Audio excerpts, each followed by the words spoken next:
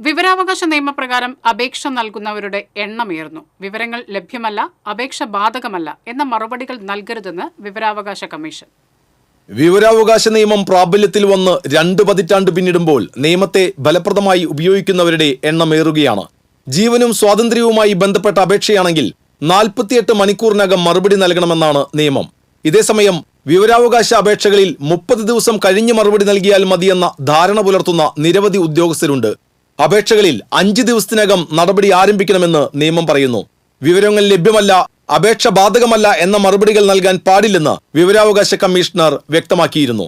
വിവരാവകാശ നിയമം സെക്ഷൻ 31 പ്രകാരം അപേക്ഷകന് വിവരം നിഷേധിച്ചാലും തെറ്റായ വിവരം നൽകിയാലും ബന്ധപ്പെട്ട ഉദ്യോഗസ്ഥർക്കെതിരെ നടപടി സ്വീകരിക്കാൻ വിവരാവകാശ കമ്മീഷന് അധികാരമുണ്ട്. വിവരാവകാശ അപേക്ഷകരെ പബ്ലിക് ഓഫീസറും 1ാം അപ്പീൽ അധികാരിയും ഹിയറിംഗിന് വിളിക്കുന്നത് നിയമവിരുദ്ധമാണ്.